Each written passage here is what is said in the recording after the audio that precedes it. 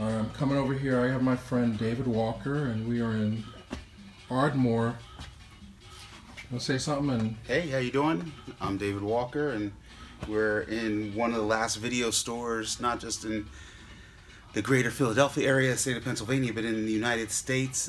This is a lost tradition, short-lived, and they've got all kinds of interesting stuff. This is the cult section. This is the cult movie section right here. We have Damnation Alley, in which Paul Winfield is eaten by radioactive cockroaches. It was a very traumatic experience for me as a child. See, I wouldn't have even pulled that one. That's all the Blaxploitation. Well, here's all the Blaxploitation. Wait, let me just give the quick pan, and you can tell people, how do you know all these movies? You've seen every one of these films, I'm sure. I've seen every single one of these movies. I made a documentary about Blaxploitation films 20 years ago. I made this movie. It's called Macked, Hammered, Slaughtered, and Shafted. I interviewed a lot of the people in these movies. So over here there's Dolomite, starring Rudy Ray Moore. I interviewed Rudy. Here's Foxy Brown, starring Pam Grier. I never interviewed Pam Grier till much later, but I got to know her. Great human being. Mm-hmm. The Mac, starring Max Julian, interviewed him. All kinds of interesting stuff here. That's not my favorite one. The Spook Who Sat by the Door. Is that the one? It's your favorite one? Because that's my favorite one. No, right there. Over here. Wait, the right lens here. is weird. The Spook Who Sat by the Door. Give us something on that one. Spook Who Sat by the Door, directed by Ivan Dixon, based on the book by Sam Greenlee, about the first black agent in the CIA who leaves the CIA and starts a guerrilla army in Chicago to overthrow the government. Brilliant film. If you're in Greater Pennsylvania or Greater Philadelphia area, come check this out. Okay, now before I'm gonna pull these, you can talk about these later. Okay. All right, but hang on, the bumpy jump cut. No, the one there. Melinda. There we go. That's one of your favorits. I thought that was stuck out to you. Oh yeah, no, I didn't even see that it was there, but I love Melinda. This is Melinda. It's directed by Hugh A. Robertson. I think this is one of his only films that he directed. It's starring Calvin Lockhart. It's one of Calvin Lockhart's only leading roles, and Vanessa McKee, Rosalind Cash. Interesting about this movie is it was independently produced. This is one of the only true all-black films. It wasn't until that it was distributed that white folks came on board. But Purvis Atkins, who was, if I remember correctly, like a pro football player, financed it. Lonnie Elder III, who wrote Sounder, wrote it. And it's just a great film. This just came out on DVD recently. I have it, but I haven't watched the DVD. I had a bootleg VHS that I got on 125th Street in New York, in Harlem. And this is also Rosalind Cash at her best. I love this movie. If you get a chance, you should check this one out. Okay, now here's one here that when I had the store, I had it in Blaxploitation, but probably doesn't belong there. That Larry Cohen movie that I'm pointing at. Which one? Bone? Yeah. Yeah, up above. Above? Okay. Oh, right here. You know, I would say, I just saw Blue Sunshine for the first time not that long ago. You know, you could consider Bone Blaxploitation or maybe not. I love this movie too. This is great. This is Yaphet Kotto, Larry Cohen. This was his feature film directorial debut. And this disc, which I believe is out of print, is interesting because they shot a bunch of scenes originally and then they didn't use them. And so you can watch those. And this is Yaphet Kotto at his best. Joyce Van Patten. If I even try to describe the movie, there's too many spoilers involved. Basically, black guy shows up at a house in LA. Affluent white couple's house and takes them hostage. And welcome to Beverly Hills, where upper-class white married couples like Bill and Bernadette enjoy their happy life of wealth and privilege. I'm trying to bring... I could do Adolf Caesar, but it'll mess up my throat. It'd be... But when a violent, unstable black criminal invades their home, each will be forced to explore their own nightmares of lies and desire. And see, now my throat's already scratchy, so... Now, your other expertise is Italian Westerns. I don't see any... here. And I don't know as much about Italian Westerns as I do some of this other stuff, but look at this. You got Russ Meyer section up here. These are all fairly hard to find. I think they're out of print after he died. There was some, I believe there's some sort of crazy stuff with his estate. Yeah. In England you can get them all, but they're hard to play here. And here's a couple spaghetti westerns. You got Django, a bunch of the Django movies. The Great Silence by Sergio Corbucci, in the top 10 greatest spaghetti westerns of all time. Well, so people see the cover. Okay, so yeah, The Great Silence, starring Klaus Kinski and Jean-Louis Trintignant or something like that. Trintignant, but brilliant film. Actually, they have a lot of great spaghetti westerns on the shelf here. Aside from, you've got Sergio Leone's movies, Good, the Bad, and the Ugly, Once Upon a Time in the West, but then you've got stuff like I said, The Great Silence, Face to Face. This is Sergio Solima's Face to Face with Jean Maria Volante, who is also in For a Few Dollars More. Oh no, excuse me, he was in A Fistful of Dollars, and Thomas Milian. And this was actually remade as another French film in the early 2000s called The Man on the Train, I believe. Most people didn't catch it. It actually was more like it was a ripoff. But so Face to Face. All right. Well, let's see. Like a Who Sampled up in here. Yeah. Well, okay.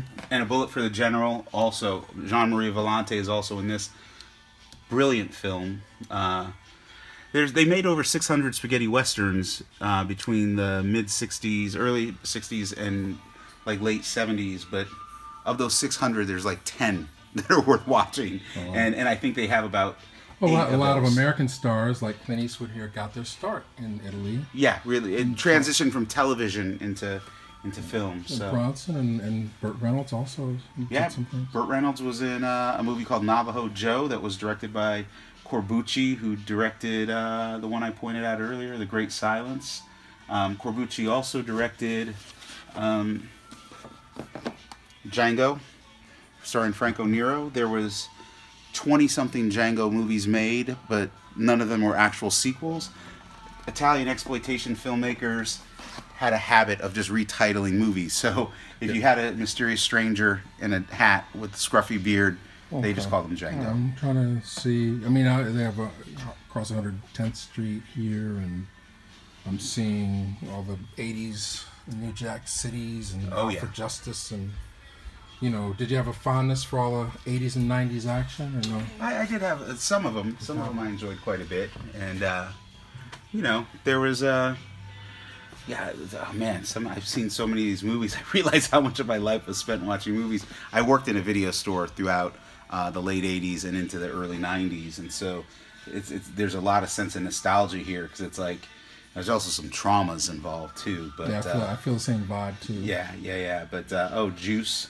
Great movie, saw that. Ernest Dickerson's directorial debut right there, starring... Does he have the gun on the cover? That was very controversial. Yeah, no gun on the cover, starring Tupac. This was, I think, Tupac's first feature film.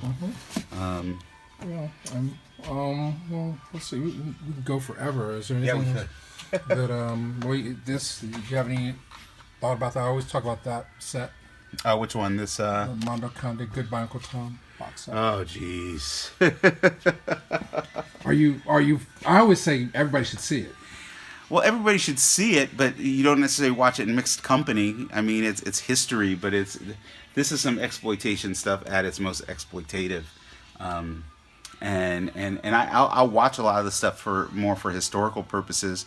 But the older I get, the more it's like, I don't necessarily, some stuff I don't need to see again. Okay. It's funny because I rewatched some Russ Meyer movies recently, and seeing a Russ Meyer movie in your 20s is very, for lack of a better term, titillating. But you watch them later, and it's like, ooh, this is some straight up.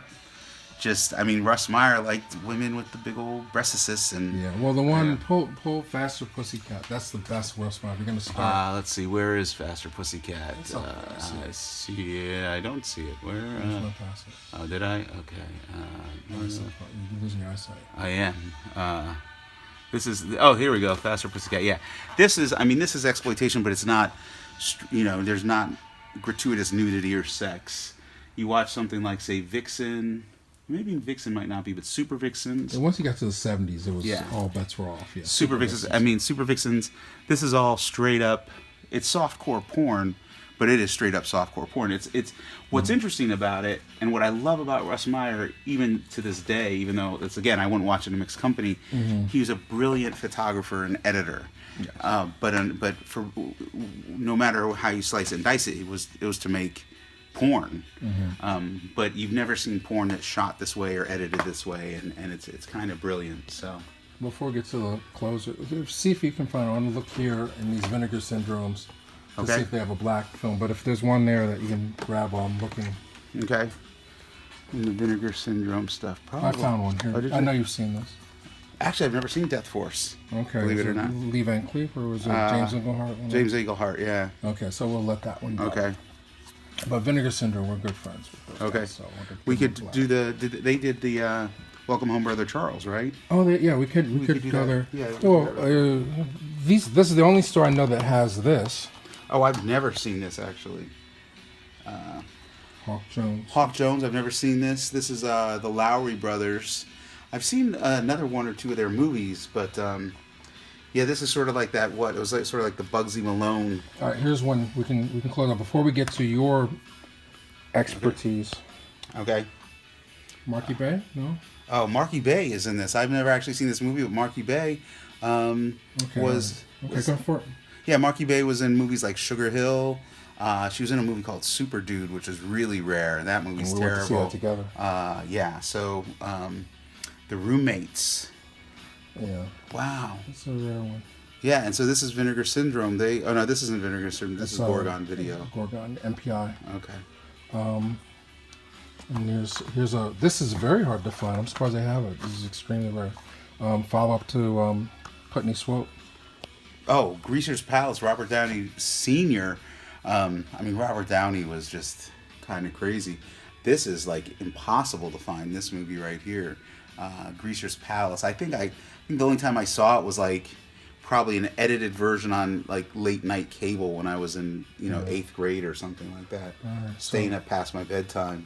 Okay, I'm coming out of your house. All right, so we're gonna swing in. You gotta tell us about.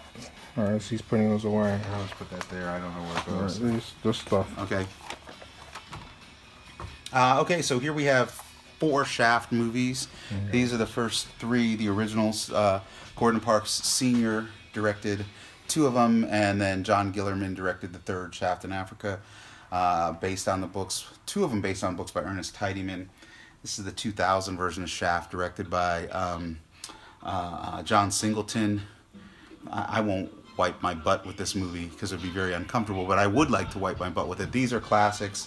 And I shouldn't be saying negative stuff about this, but I'm going to.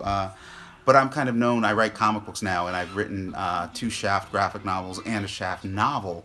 And so I've been sort of entrusted by the estate of Ernest Tidyman to carry on the character. So he's very near and dear to my heart. As much as I love these movies, I think they're very poor adaptations of the literary character. And maybe someday I'll get to make a Shaft movie. If I were to do it. I don't know who my actor would be, my actor of choice. Chiwetel Ejiofor, maybe. He might be a little too old right now. But, because in the book, Shaft is in his late 20s. Mm-hmm. He's a Vietnam vet and just really messed up. And they left the most interesting things about this character out of the movies. Now, there's a discrepancy. A lot of people haven't read the original stuff. Whenever you talk to Melvin Van Peebles, he claims that Shaft was originally a white character. And it was not. He never was. That is part of the mythology of Melvin Van Peebles, that he's spun into his narrative, and it's great that he tells it, but no, he was never meant to be a white character. Okay. So he's written as a black Vietnam vet. Yes, in the original book, which came out, I believe, in 69 or 70. And then Van Peebles has also claimed that the movie was originally supposed to be a white character, and that was never the case. In fact, Shaft, if I remember correctly, was actually filming in production while Van Peebles was making Sweet Sweetback. It sounds really interesting, and I hate to burst people's bubble, but enough people have been able to dispel that myth. And I actually have I've heard him say in interviews that in the original editions of the Shaft book that Shaft was a white character. I have a first edition print. It was, someone bought it for me as a present. It was a couple $100, and on the cover it's a black guy. So yeah, he's been black forever. So there's Sweetback. And there's Sweetback's Badass Song, which is also an amazing film. But also, what's interesting from a historical standpoint, people talk about how historically important it is because, spoiler alert, Sweetback kills a cop and gets away with it. What people forget is that a year before this movie came out, a movie called The Liberation of L.B. Jones came out, in which Yaphet Kotto's character killed a cop and got away with it. Just a little bit of history, a little bit of trivia. Full circle. Yes. Just we're done. But here, I don't know if you have comment on that. That'd be nice to hear a thought. But this is a book adaptation. Yep. Actually, wow. You know how hard it was to find these? Yeah, Now they're all like $10? Now all three. That was a scavenger hunt back in the day to get those movies. Oh, yeah. I had all three of these on bootleg VHS. Again, got them on 125th Street. I'll take those. We'll talk about Iceberg and then we can buy Yeah, Iceberg Slim, a.k.a. Robert Beck, ex-con, pimp, made a name for himself writing books, including Trick Baby, which was turned into this movie starring Mel Stewart and Kyle Martin. Actually, a really solid film. I think it's kind of underrated. And filmed in Philadelphia. Filmed in Philly. Willie Dynamite, also an underrated film. That Man Bolt. That was Tread Williamson's attempt to be James Bond, and he failed. But this is, Willie Dynamite is a fun film. You have to watch Willie Dynamite and understand that it's really a fairy tale, and that it's sort of a parody of the pimp genre. What is, all right, we're going to, like Superfly, which is here. It's another Superfly. pimp movie. Right. Drug dealer. He even says, he says, what would you do if you gave up hustling, except maybe pimping, and you ain't got the stomach for that? So he was actually a drug dealer. Okay. So Mac was a pimp. But that's our mythology. But they were done by these classically trained actors. Yes. They couldn't. This is before they could find real life street type. To play these parts. Ron O'Neal gave a great performance. He was a stage actor. Bit of trivia: he's wearing a hairpiece in this whole movie. He was as bald as I am when he made this movie, and he was into his 30s. This is just a gritty, raw movie. It was shot for like $12, but Curtis Mayfield's soundtrack is one of the best soundtracks of all time, and Carl Lee is great in it. Charles McGregor's great in it. I love this movie. Mm-hmm. I have me and Ice-T have it memorized. If we were hanging out, we could probably the whole thing.